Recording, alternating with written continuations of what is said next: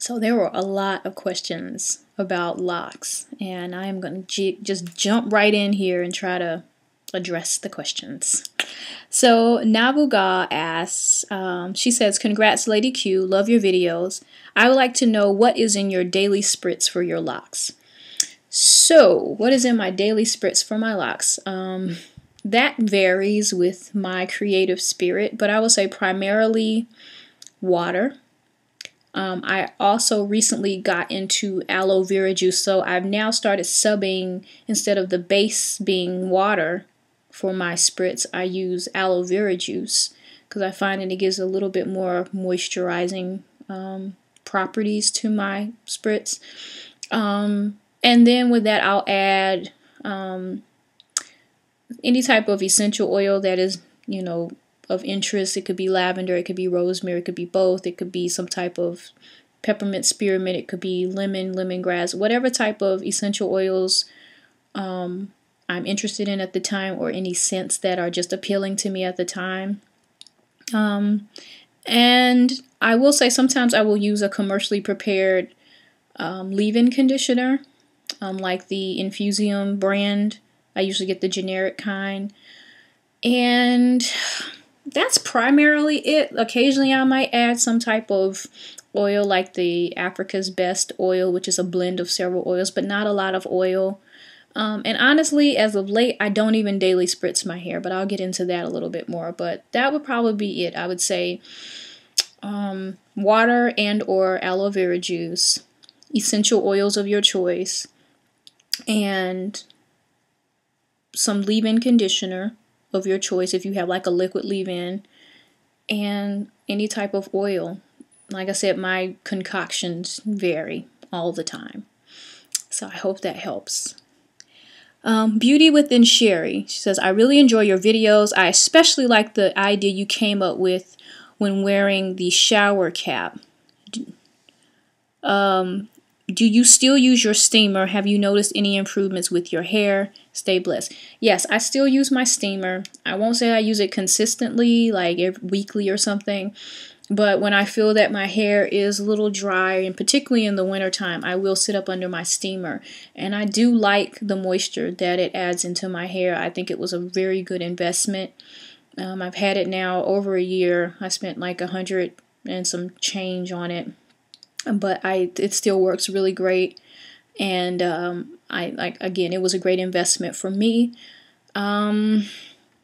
As for, should other people buy it, it's kind of up to you and what you like. Some people steam their hair by putting a cap on and sitting under their regular dryer and steaming it in that way. But I really like the warm steam that I get from that steamer. And if you have the means to get one, whether it's the type that I have or I think the Beautiful that everyone's getting, that's like a tabletop kind. The one I have is on a stand, which I really like because I can take it anywhere in any room and use it. But I would definitely recommend it. I would also say whatever kind you get, preferably try to get one that uses tap water and you don't have to use like deionized water or purified water, because that just makes it that much more simpler.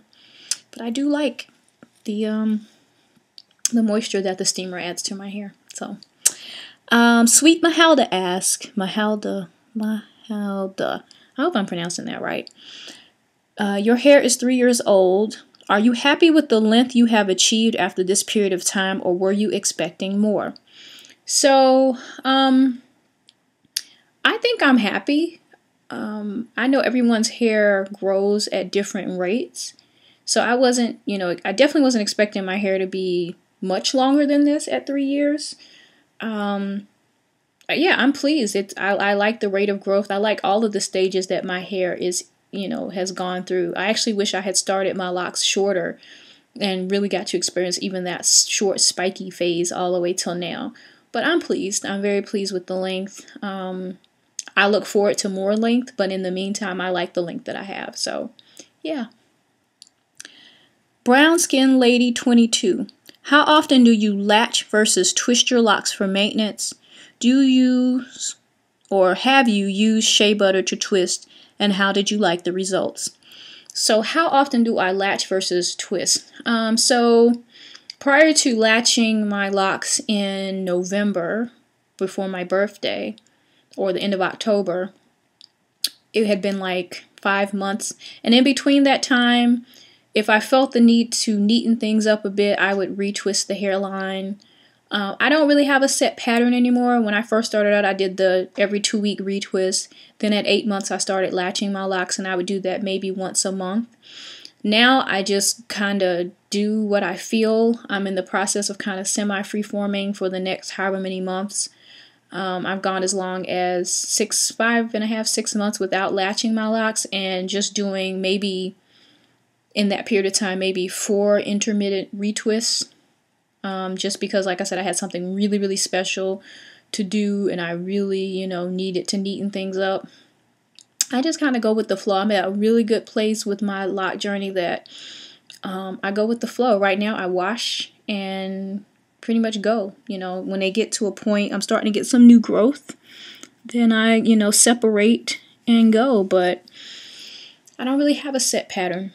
And I do, I have in the past alternated, but not like on a consistent basis. It's just like if I don't feel like going through the process, because latching can take a while, and particularly if you have a lot of new growth, then I will do a quick retwist, whether it's a couple of rows in the front, or I think I have done my whole head just to try out a technique or something that someone else did. But that's pretty much it. Your second question was about the shea butter. I have never used shea butter to twist my locks. I don't think I've ever used any product that I know I've never used pure shea butter, and I don't think I've ever used anything that contained shea butter, so I don't really have any thoughts on that. So if anyone else does, please feel free to chime in to Brown Skin Lady 22. Locked and Lovely Rita, you had a few questions here. It says, why did you take down the video about maintaining freshly twisted locks while shampooing? And as you know, I recently put that video back up. I'm trying to remember why I took it down. I think when I became partner here on YouTube, there were certain videos that I took down for various reasons, and that was one of them, but I did repost that one. So that one's up. You asked me, was I going to make a new one or put it back up? I put it back up. She says, I'm going to have to see your 20 question tag video again, but how often do you latch your locks?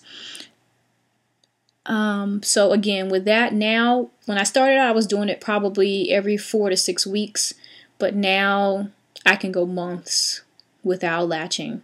It's just whenever the spirit hits me. Right now, the last time I did it was the end of November, and it is the end of October, and it's almost the end of December, and my plan is to possibly go until my 4-year mark in June. I don't know yet. It just depends on how I feel. She also asked, did you ever get any negative comments or feedback when starting on my journey? So, prior to locking, I was a loose natural for about 5 years. I think, and pretty much, I've always been the type of person who's done whatever I wanted to do to my hair whenever I wanted to do it. So I think my mother was concerned about initially with me cutting my hair off, and was I going to keep it short forever. When she saw that I was starting to let my hair grow when I was loose natural, then she got excited. She initially was like, are you going to put those things in your hair, meaning locks? And at first, I never thought I would lock. I thought I would just stay loose natural. But over time, it's kind of was the natural progression for me to go into locks. And initially, she was a little wary. But as she's seen, I've always maintained my hair and stayed, kept my hair neat. So, she's comfortable now with the fact that I lock my hair. She actually brags to people about how I maintain my own hair and all of that. So my mother would probably be the only person I got any questionable feedback from. Other people asked me, was I locking? And I had a few people that would ask the crazy question like, that's permanent, you can't take it out, da da da da. And I've educated those people who now understand the locking process. But I've always gotten positive feedback because I think I'm creative with my hair and I keep it neat. And hair is never always the issue for me. Like some people say, their hair causes people to treat them a certain way. I always think I present myself in such a way that my hair is not really the issue. It's like an afterthought. It's not the first thing you think.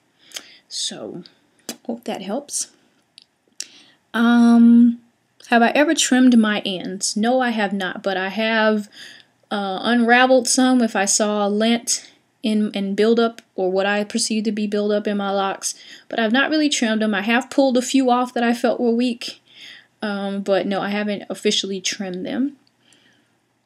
And can I do a video for the scalp sugar scrub thing I said I loved?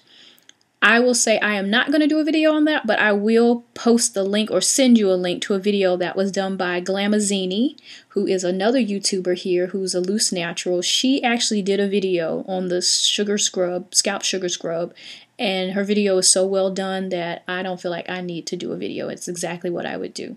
So there. K Terrell 30. What locking method do I use to maintain my locks? So I primarily will say now that I interlock, but occasionally I will retwist. But most of the time I just kind of wash and go. So kind of combination of three things that keeps my locks doing what they're doing. Shy Dirty South Girl asks, what is my lock care routine now? Pretty much it's wash and go. And I recently switched from using commercially prepared shampoo to using a coconut mud wash, which is similar to a Terry Essentials, I think is the name of the commercial brand of product. I got the idea from a video by Roots For You for 5, and I make my own mud wash. It's a base of Razul clay. It has some coconut milk powder, coconut oil, what else is in there? Some aloe vera juice that's infused with herbs. And I've also added a few other things like some kelp powder and things in it. But I found that I'm really, really loving that for my hair. And I don't know if I'm ever going to use shampoo again. But I pretty much will use that, and then I follow it with a tea rinse. And I use a tea rinse by Earthbalisms. And I have a video that I'm posting about that. So yeah. That's pretty much my maintenance. In the past month, a little over a month of using the coconut mud wash, I have not used oil on my locks or on my scalp. And I know that's like shocking because it's getting cold and it's winter time. But I have not used oil other than the oil that is in the coconut mud wash, which is a little coconut oil. I find it leaves my hair very conditioned. I use the coconut mud wash about once a week, and I find that the oil that is in there keeps my hair and scalp moisturized, and I don't need anything at all. So that's probably my care routine. I don't really condition or anything. I just use that coconut mud wash, and I love it. So if you haven't seen the video, please check it out. I'll probably put the link somewhere. Ludona says, congrats on 3K subbies. I remember when I started out on my lock journey and I was looking around on lock journeys and I came across some videos for Lock Appreciation Day. That was the first time coming across your video and your channel. I was so motivated. My question to you is, what made you decide to lock your hair?